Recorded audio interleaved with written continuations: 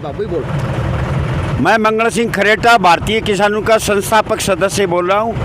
और ये जो ट्रैक्टर यात्रा है ये हमारी 26 जनवरी के गणतंत्र जो हमारा बहुत ही गौरवशाली दिन आ रहा है उसकी खुशियों के लिए किसान अपनी तैयारी कर रहा है।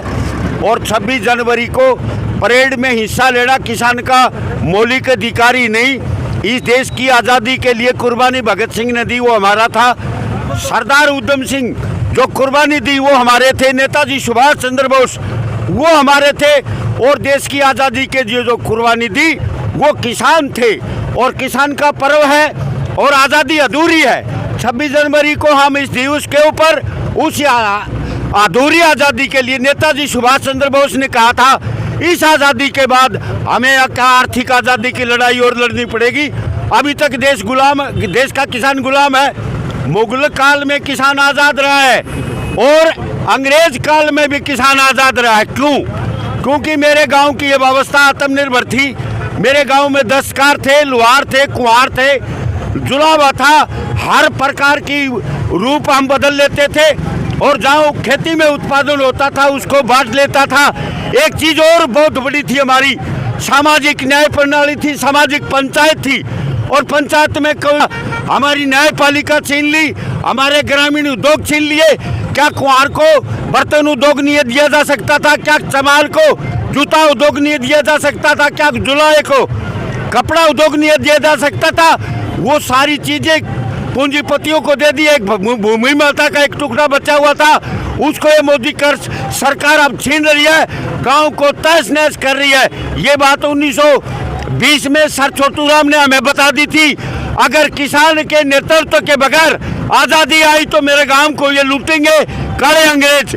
इसलिए मैं किसान के नेतृत्व से पहले आज़ादी नहीं आने दूंगा। और उन्होंने अलग पार्टी बना करके गुलाम देश में किसान को कर्ज से मुक्त किया था, कुर्की से मुक्त किया था। और गांव की जो सिंचाई है बाघा डैम का उद्घाटन किया था वो किसी साजिश के तहत बगैर मौत मरा दिए गए थे और उनका पोस्टमार्टम नहीं होने दिया था। आज वो लड़ाई किसान लड़ रहा है। और 26 जनवरी को हमें नेताजी की प्रेरणा से वो आर्थिक आज़ादी का बिगुल बजाएंगे। और 26 जनवरी को हमारे शहीदों की कुर्बानी से आज़ादी आई है, हमारा पूरा अधिकार है और हम प्राप्त करके रहेंगे। बाबा कितनी उम्र होगी? मेरी 62 साल। हाँ।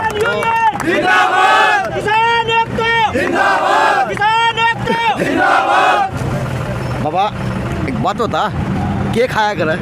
मैं रोटी खाया करूँ, मैं खेत में पैदा करके खाता हूँ जो कुछ खाता हूँ। ये तो 1 मिनट में सारा इकट्ठा ही बोल गया। मैं नहीं तो सांस लिया।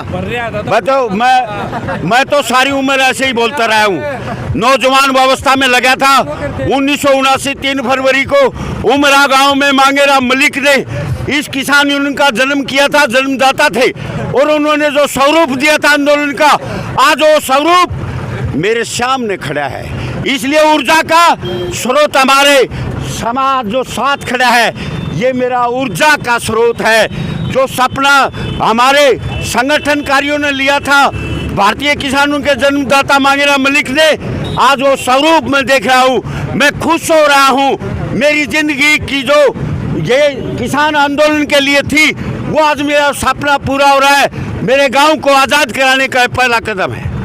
चलो बहुत बढ़िया ताऊ, बहुत बढ़िया। देख भाई यार ताऊ के लिए देखो इज्जत, देखो यह इज्जत कमाना बड़ी मुश्किल चीज़ का नाम है।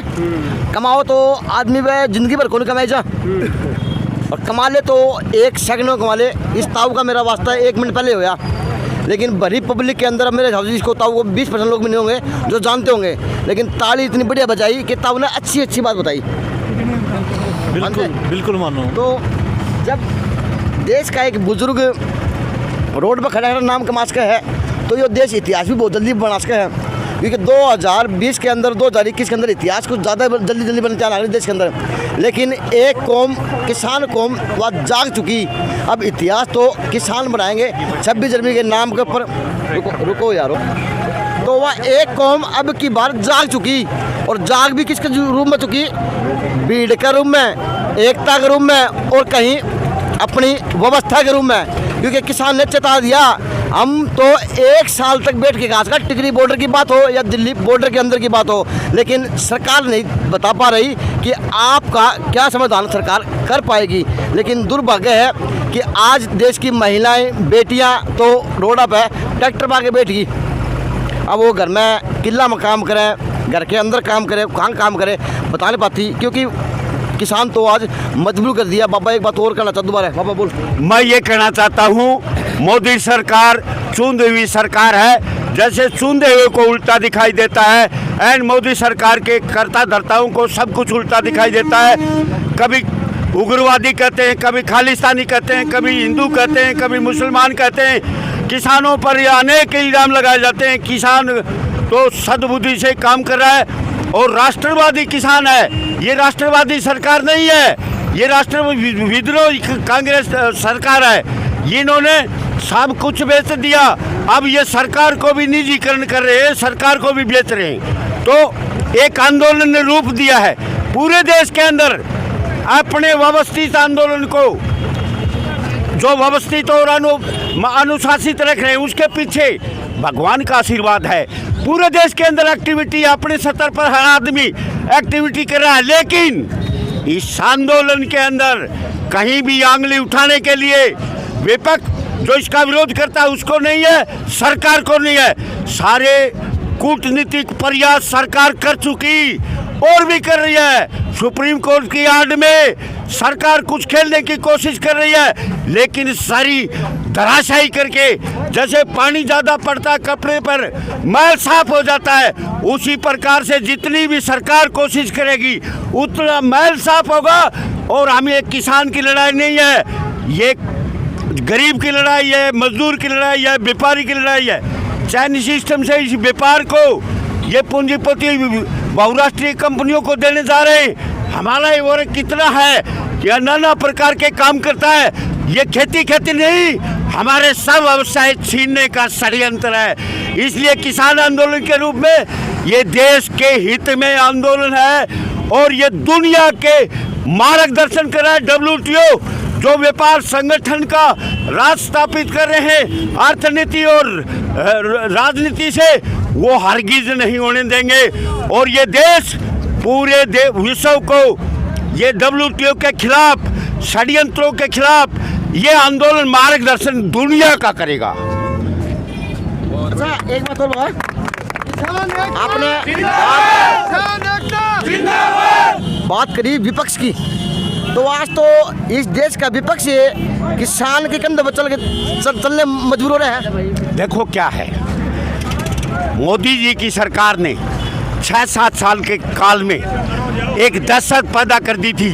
मुझे आपने ठीक याद दिलाया, एक बार 1.5 साल पहले राहुल प्रधानमंत्री की मौजूदगी में उद्योगपतियों की मीटिंग हो रही थी और उस मीटिंग के अंदर राहुल बजाज ने एक बहुत बड़ी बात कही थी, बोलने से डर लगता है। और 4 सुप्रीम कोर्ट के जजों ने प्रेस कॉन्फ्रेंस की थी और उस प्रेस कॉन्फ्रेंस में कहा था इस देश की वैधानिक व्यवस्थाएं काबिज हो चुकी हैं और उस पर कब्जा है और देश में सब कुछ अच्छा नहीं है। यानी देश को गलत रास्ते पर धकेला जा रहा है, तानाशाही की तरफ। वो सब जो था वो भयभीत था, दहशत की राजनीति से उबा सब आदमी यहाँ टकटकी लगाए बैठे हैं, चाहे विपक्ष है, चाहे उद्योगपति है, चाहे व्यापारी है, चाहे कर्मचारी है, चाहे अधिकारी है, सभी से किसान आंदोलन से उम्मीद है। बाबा तेरी जरूरत बहुत है प्रदेश ने आई बात में कि मैं बोलना इतना तो कि मैं खा लिया कर। मैं बताऊं कि रोटी खाई 2 दिन हो गए, मेरी खुराक यारी। अच्छा दिल्ली है, अब दिल्ली मैं दिल्ली से आया हूँ। अच्छा, और दिल्ली जिस दिन गए थे उसी दिन से हूँ और पूरी उम्र किसान आंदोलन के लिए काम किया है और आज वो स्वरूप मेरे सामने खड़ा है।